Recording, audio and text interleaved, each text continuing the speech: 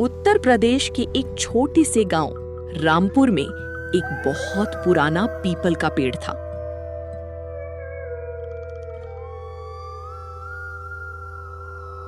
गांव के बुजुर्ग कहते थे कि उस पेड़ पर रात के बाद किसी की परछाई दिखाई देती है।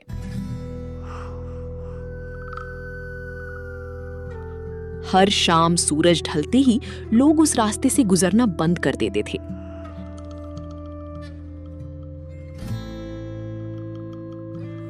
लेकिन गांव का 15 साल का लड़का रोहन इन बातों पर विश्वास नहीं करता था।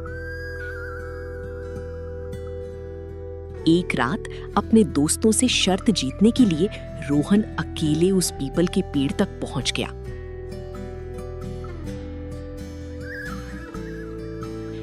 जैसे ही उसने पेड़ के पास कदम रखा, ठंडी हवा चलने लगी।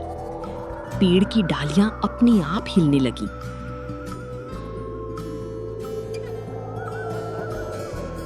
और अचानक किसी औरत की धीमी हंसी सुनाई दी। रोहन डरकर पीछे मुड़ा, लेकिन वहां कोई नहीं था। तभी पेड़ के ऊपर से एक सफेद साड़ी पहने औरत धीरे धीरे नीचे उतरने लगी।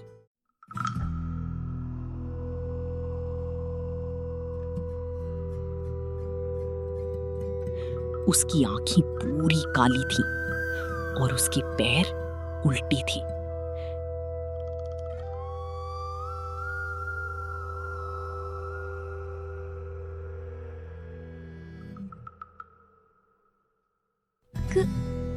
कौन हो तुम? बहुत सालों बाद कोई मेरे पास आया है।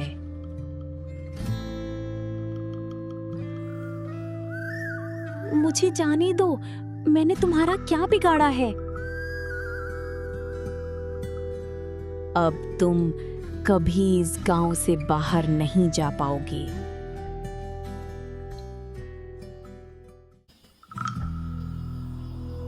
अचानक पूरा जंगल अंधेरे में डूब गया।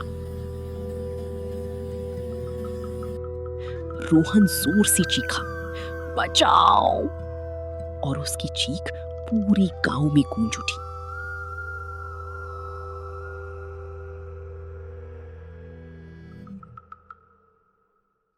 लेकिन जब गांव वाले मशाले लेकर पीपल के पेड़ के पास पहुंचे, वहां ना रोहन था और ना ही वो सफेद साड़ी वाली औरत।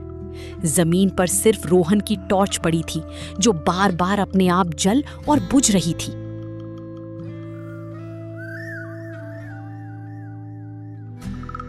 गांव के सबसे बुजुर्ग दादाजी हरिराम ने टॉर्च उठाई। तभी उन्हें जमीन पर लाल रंग से बने अजीब निशान दिखाई दिए।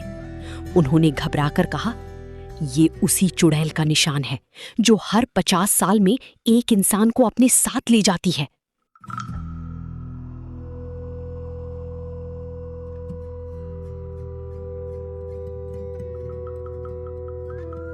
उधर रोहन ने अपनी आंखें खोली। वो खुद को एक पुराने टूटे फूटे महल में पाया।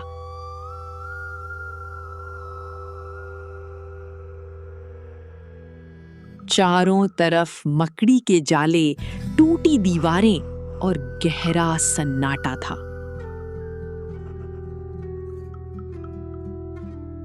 तभी वही डरावनी हंसी फिर गूंजी, ही ही ही। रोहन ने पीछे मुड़कर देखा। सफेद साड़ी वाली चुड़ैल उसके ठीक सामने खड़ी थी।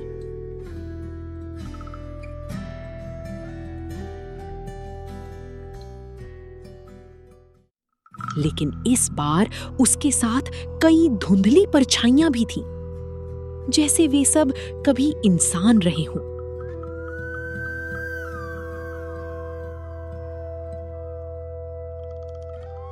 मुझे यहाँ क्यों लाया गया है?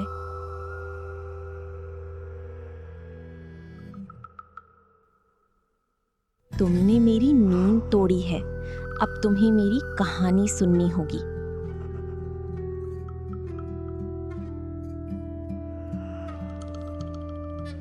अगर मैंने सुन ली तो क्या मैं घर जा पाऊंगा?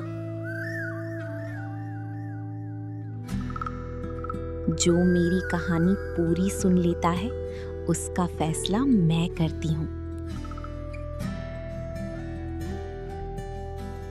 अचानक महल का बड़ा दरवाजा अपने आप बंद हो गया और अंधेरे से किसी बच्चे के रोने की आवाज आने लगी। माँ, मुझे बचा लो।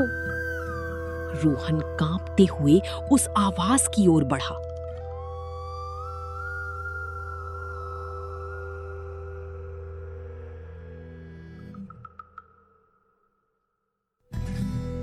तभी उसके कंधे पर किसी बर्फ जैसे ठंडे हाथ ने पकड़ लिया।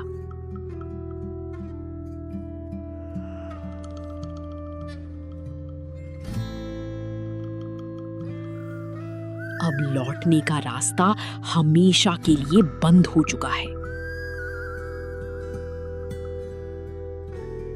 रोहन ने कांपते हुए पीछे देखा, लेकिन वहां कोई नहीं था।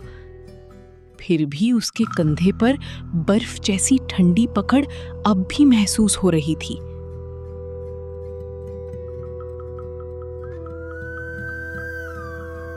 अचानक महल की दीवारों पर लगे पुराने चित्र अपने आप हिलने लगे।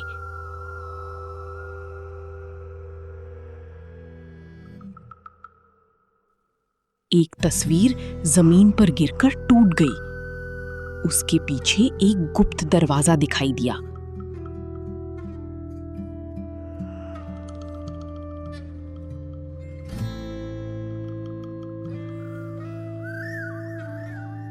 डरते डरते रोहन उस दरवाजे के अंदर गया। कमरे के बीचों बीच एक पुराना लकड़ी का पालना रखा था, जो अपने आप धीरे धीरे झूल रहा था। पालने से उसी बच्चे के रोने की आवाज आ रही थी। रोहन ने हिम्मत करके पालने में झांका, लेकिन अंदर कोई बच्चा नहीं था।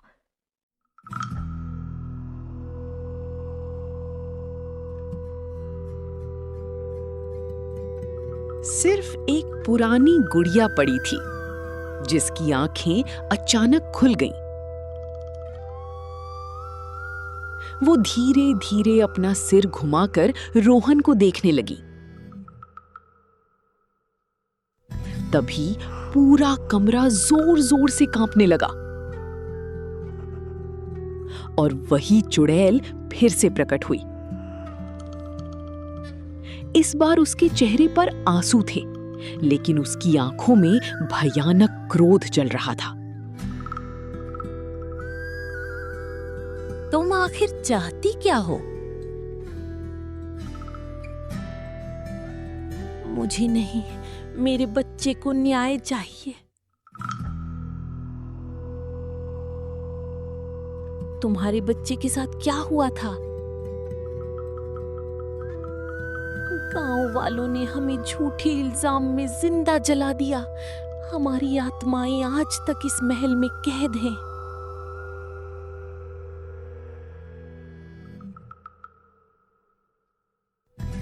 अचानक गुड़िया हवा में उठ गई। उसकी आवाज बदल गई। उसी क्षण महल की सबसे ऊपरी मंजिल से किसी भारी चीज के घसीटे जाने की आवाज आने लगी। घर घर घर। रोहन ने कांपते हुए ऊपर देखा और अंधेरी में दो लाल चमकती आंखें दिखाई दी। मैं तुम्हारा इंतजार कर रहा था।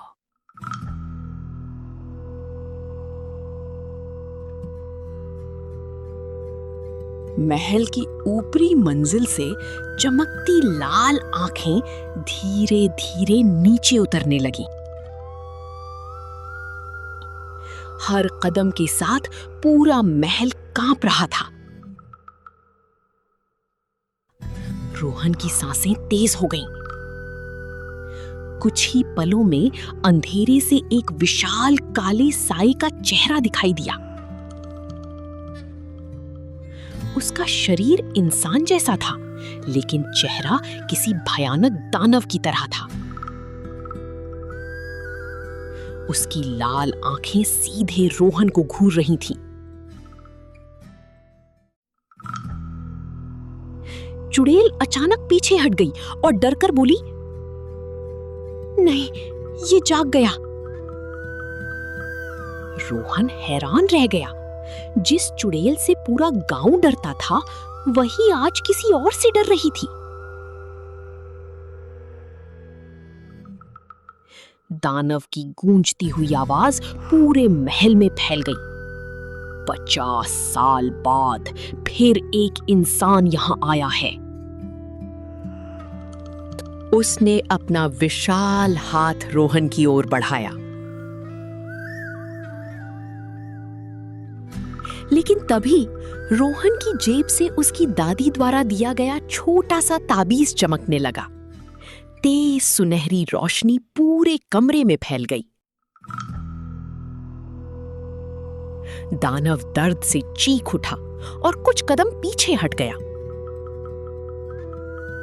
ये ताबीज तुम्हें किसने दिया?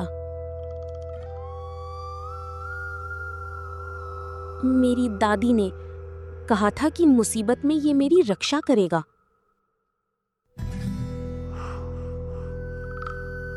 ये वही ताबीज है जिसे केवल असली रक्षक के परिवार को दिया जाता है।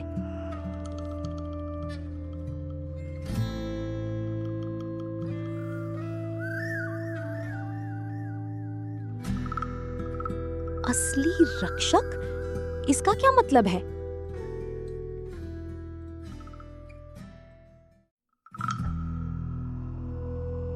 तुम्हारी दादा ही वो व्यक्ति थे जिन्होंने कभी इस दानव को कैद किया था, लेकिन किसी ने इसकी मुहर तोड़ दी।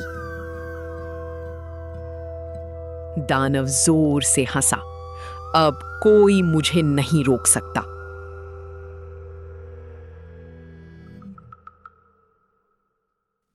अचानक महल की जमीन फटने लगी।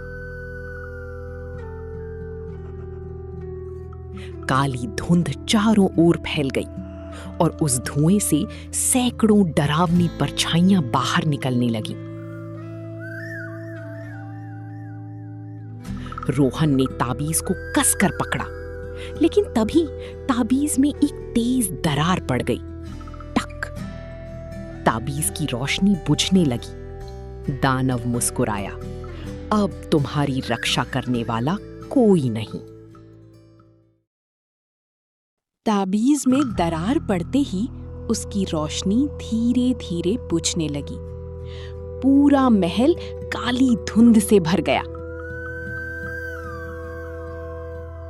दानव जोर जोर से हंस रहा था, लेकिन तभी ताबीज का टूटा हुआ टुकड़ा अचानक हवा में उठ गया। उसमें से एक चमकदार सुनहरी किरण निकली। रोशनी के बीच एक बुजुर्ग योद्धा की आत्मा दिखाई दी। रोहन ने हैरानी से देखा। वो उसके दादा थे। पूरा महल उनकी दिव्य रोशनी से जगमगा उठा। दानव का चेहरा गुस्से से लाल हो गया। रोहन के दादा बोली, मैं जानता था एक दिन तुम यहां जरूर आओगी। उन्होंने अपनी हथेली रोहन की सिर पर रखी। अचानक रोहन के शरीर में एक नई शक्ति दौड़ गई। टूटा हुआ ताबीज फिर से जुड़ने लगा। चुड़ैल की आंखों से आंसू निकल पड़े। वो बोली, आखिरकार असली रक्षक लौट आया। लेकिन तभी दानव ने जमीन पर जोरदार प्रहार किया। पूरा महल टूटने लगा। दीवारों में बड़ी बड़ी दरारें पड़ गईं।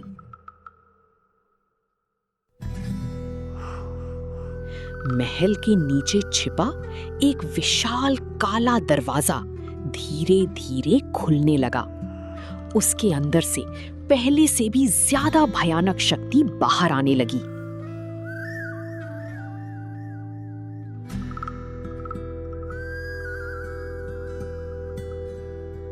रोहन, ये दानव अकेला नहीं है। इसके पीछे और भी बड़ा अंधकार छिपा है।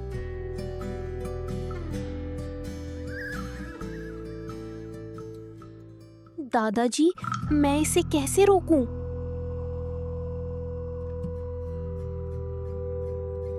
महल के नीचे छिपी पवित्र तलवार ही इसका अंत कर सकती है।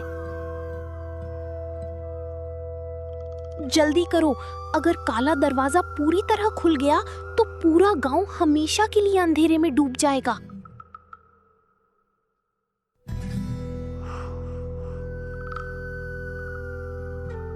अब बहुत देर हो चुकी है, मेरा स्वामी जागने वाला है। अचानक काले दरवाजे के अंदर से दो विशाल लाल आंखें चमक उठी, इतनी भयानक कि दानव भी उनके सामने झुक गया। रोहन ने कांपते हुए उस अंधेरे की ओर देखा